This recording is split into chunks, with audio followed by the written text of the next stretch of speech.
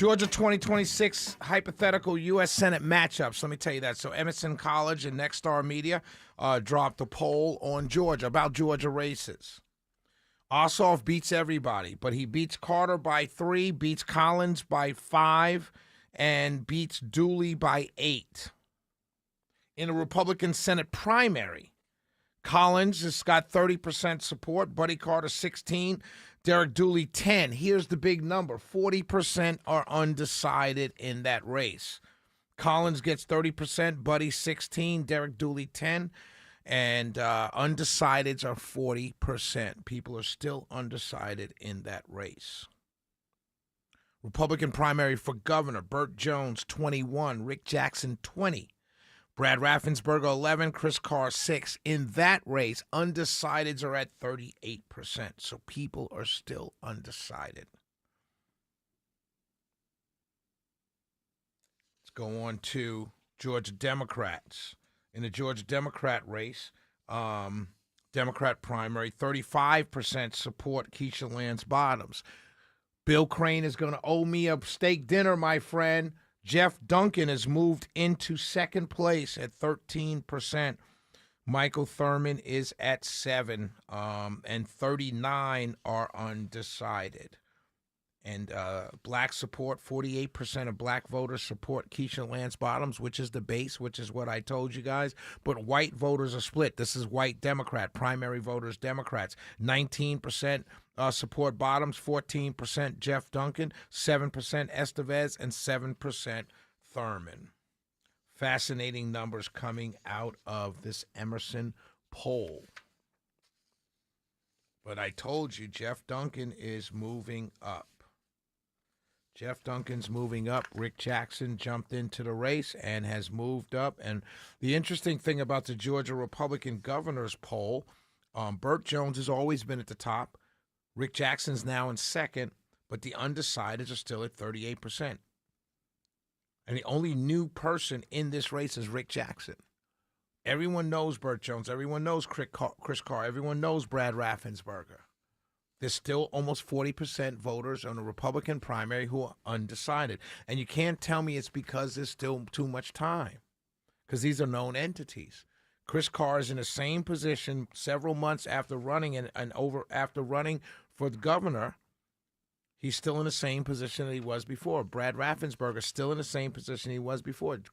Rick Jackson jumped into the race, and he took half of Burt Jones' support, but Burt Jones was in the 40s. But Carr and Raffensperger haven't moved because the undecideds haven't moved. It's going to be interesting. But to Chris Carr and Brad Raffensperger, to their credit, that 38% can go, some of that can go to them and moving them up pretty quickly.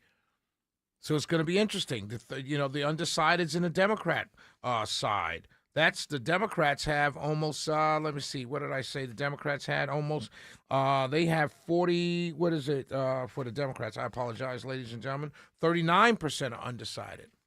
So Jason Estevez, who just dropped an ad, let's hear that 30-second ad. This is Jason Estevez. He's the first to go up on television and radio. This is his 30 that dropped today. Donald Trump is driving up our costs and rigging the system for billionaires while you pay the price. I'm Jason Estevez. As governor, I'll tackle Trump's chaos head on. I'll use every tool that we have, take Trump to court, and I'll pass legislation to protect our families. I'll end the billions in tax giveaways to AI data centers and instead put more money in your pockets. I'll invest in universal child care, and we're going to expand Medicaid. Georgia, it's time to fight back. Nice, solid, moderate ad. Nothing in there. You can't label him a progressive. You can't go after him with men and women's sports, any of that stuff.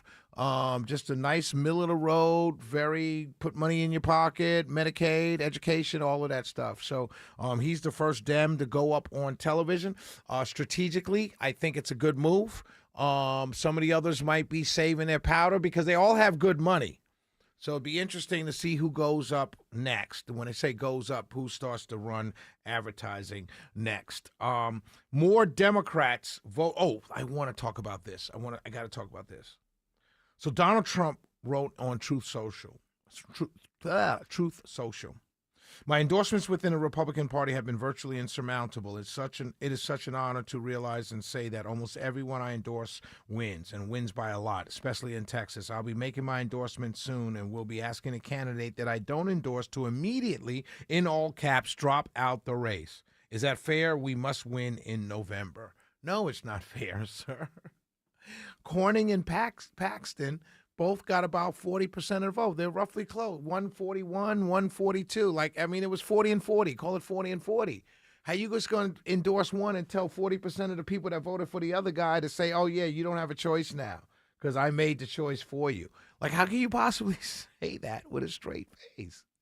I get you win. If all your endorsements win, and there's no argument about that, then let your endorsement stand and let the people decide. But how you going to tell the other guy to drop out? Hey, I endorsed him. You know what that means? You better just drop out now. I don't know. That's kind of crazy.